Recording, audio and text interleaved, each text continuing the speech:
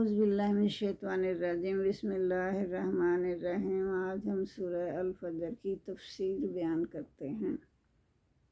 والفجر، قسم ہے فجر کی، اللہ تعالیٰ قسم کھا رہے ہیں فجر کے وقت کی۔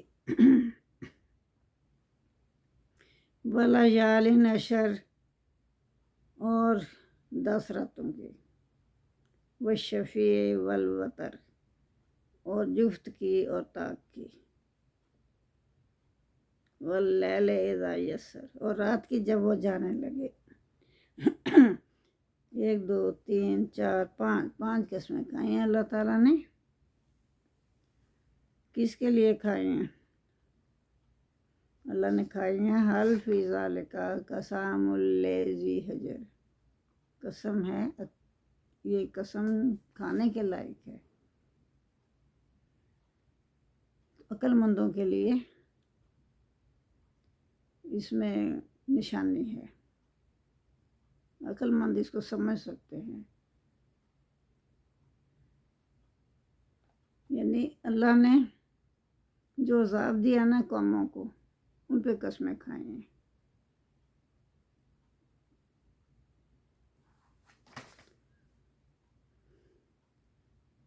فجر 10 راتوں، جفت، طاق اور گزرتے ہوئے رات کی قسم کھا کر کہا ہے کہ جس بات کا تم انتظار کر رہے ہو اس کے برحق ہونے کی شہادت دینے کے لیے یہ شواہد کافی نہیں ہیں۔ اس کائنات کی باغ ڈور جس ہستی کے ہاتھ میں ہے، جہاں تک چاہتا ہے اس کو ڈیل دیتا ہے اور جہاں تک چاہتا ہے روک لیتا ہے۔ کسی کی مجال نہیں کہ اس کی حدود میں سے تجاوز کر سکے۔ عقل مندوں کے لیے اس میں بڑی تنبیہ ہے۔ اللہ کے دشمن ضرور سزا پائیں گے۔ تو وہ اللہ نے جن قوموں کو عذاب دیا نا، ان کے متعلق پھر اللہ تعالیٰ نے بتایا ہے۔ عالم ترا کیف فعل ربک بعاد، کیا تو نے نہیں دیکھا کہ تیرے رب نے عاد کے ساتھ، قوم عاد کے ساتھ کیا کیا؟ ان کو تباہ و برباد کیا کہ نہیں کیا؟ ارم ذات العماد، اور ارم قوم تھی جو کہ بہت، وہ ستون والے ان کو کہتے تھے، وہ بہت لمبے قد کے تھے۔ یخلق مثلھا فی البلاد، اللہ تعالیٰ فرماتے ہیں کہ ان جیسا میں نے شہروں میں کوئی بھی پیدا نہیں کیا، ایسے وہ پیدا کیے تھے، دراز کا، طاقتور، اور کوئی ویسا پیدا ہی نہیں کیا۔ ان کو بھی نیست و نابود کر دیا کیونکہ اللہ کا حکم نہیں انہوں نے مانا۔ وثمود الذین جابوا الصخر بالواد، اور سمود کو بھی نیست و نابود کر دیا، جو کہ سخت پتھروں کی وادیوں میں وادیاں تراش کے اپنے گھر بناتے تھے۔ مضبوط ترین گھر ہوتے تھے ان کے، پتھروں کے وادیوں میں، ان کو تراش کے اندر گھر بناتے تھے۔ وہ فرعون ذی الاوتاد، اور فرعون جو تھا وہ میخوں والا مشہور تھا۔ وہی اللہ تعالیٰ فرما رہے ہیں کہ یہ اتنی طاقتور قوم دنیا میں نے بھیجی،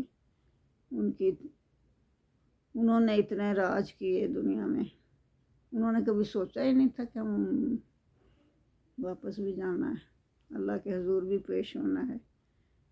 اور فرعون جو تھا وہ بالکل ہی سرکشی اختیار کر گیا۔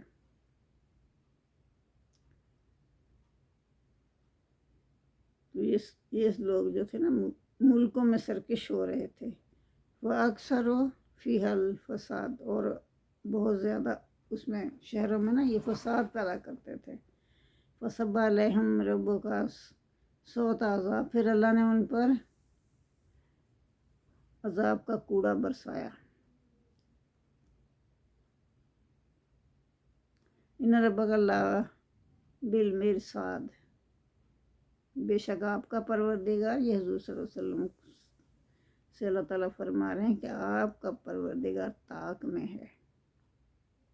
لا بالمرصاد، طاق میں ہے یا گھات میں ہے۔ فَأَمَّا الْإِنسَانُ إِذَا مَا ابْتَلَاهُ رَبُّهُ فَأَكْرَمَهُ وَنَعَمَهُ فَيَقُولُ رَبِّي أَكْرَمَنِ۔ تو جب اللہ تعالیٰ نا کسی کو آزماتا ہے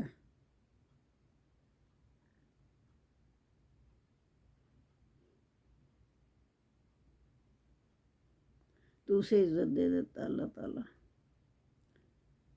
اور نعمتیں بخشتا ہے بہت زیادہ. تو وہ پھر نا کہتا ہے کہ میرے پروردگار نے مجھے عزت بخشی، نعمتیں دی.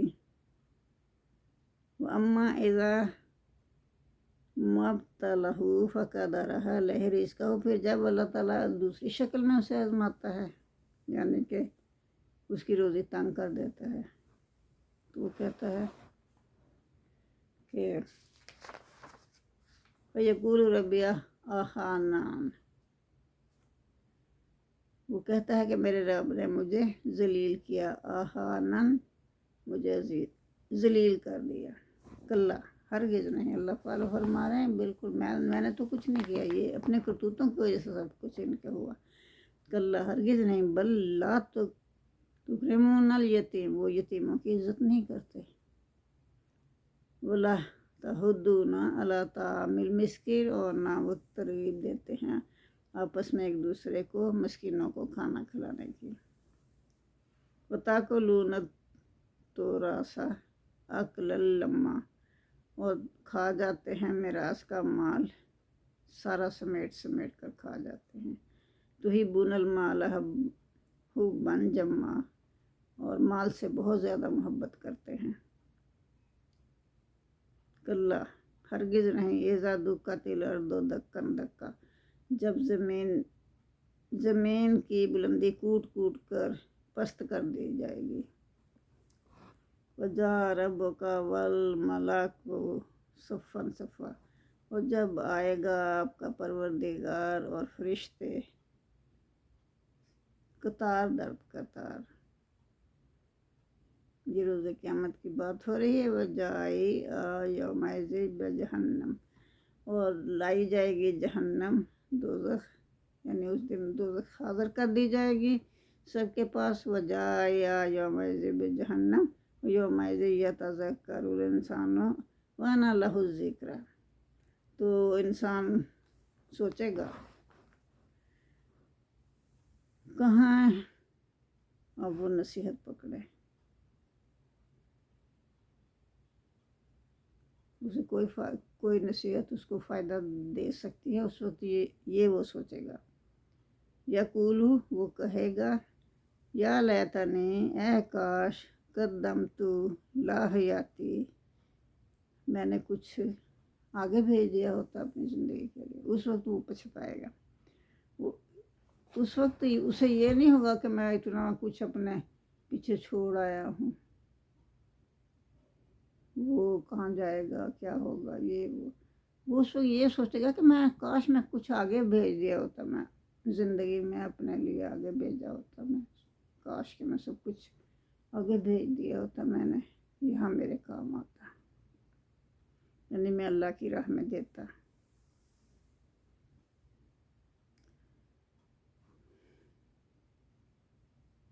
وَيَوْمَئِذٍ لَا يُعَذِّبُ عَذَابَهُ أَحَدٌ، اس دن اس کو اللہ تعالیٰ ایسا عذاب دے گا کہ ایسا عذاب کسی نے کسی کو نہیں دیا ہوگا.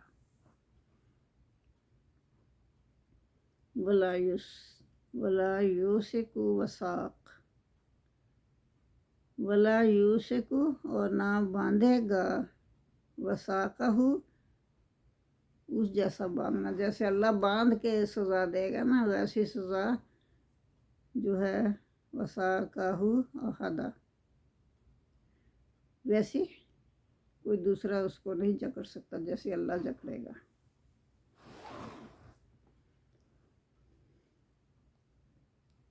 مطلب اس وقت افراتفری پڑی ہوگی تو وہ اس وقت اسے افسوس ہوگا کہ کاش میں نے اپنی اگلی زندگی کے لیے کچھ کیا ہوتا.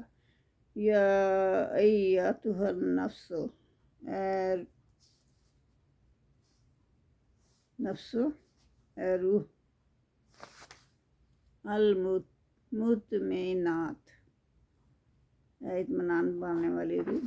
اب اللہ تعالیٰ فرما رہے ہیں آیت نمبر 27 میں کہ ان انسانوں کا ذکر ہے جنہوں نے دنیا میں اطمینان قلب کے ساتھ حق کو قبول کیا، جیسے آسمانی صحیفے اور اللہ کے پیغمبر کے پیش کرتے رہے وہ ان کو قبول کرتے رہے، اور آخرت کی سزا سے ایسے لوگ ہی بچیں گے۔ ان کو موت کے وقت کہا جائے گا، اے وہ جس کا دل اپنے رب کے ساتھ اٹکا رہا، چل اپنے رب کی طرف، تو اس سے راضی، وہ تجھ سے راضی۔ یا ایتھا النفس، یا ایتھا النفس، اللہ تعالیٰ فرمائے گا اے اطمینان پانے والی روح، نفس المطمئنات، اطمینان پانے والی روح، اللہ اس کو اطمینان پانے والی روح کے نام سے پکارے گا۔ ارجی الی ربک، اپنے رب کی طرف لوٹ جا۔ راضیات، تم مرضیات، اللہ تعالیٰ حکم دے گا کہ اپنے رب کی طرف لوٹ چل، تو اس سے راضی اور تیرا رب تجھ سے راضی۔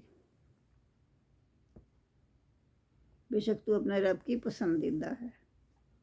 فادخلی فی عبادی، پس تو داخل ہو جا میرے بندوں میں، میرے بندوں کے ساتھ داخل ہو جا، میرے ممتاز بندوں کے ساتھ داخل ہو جا، وادخلی جنتی، اور داخل ہو جا میری بہشت میں۔ یہ اللہ تعالیٰ فرمائے گا انہیں۔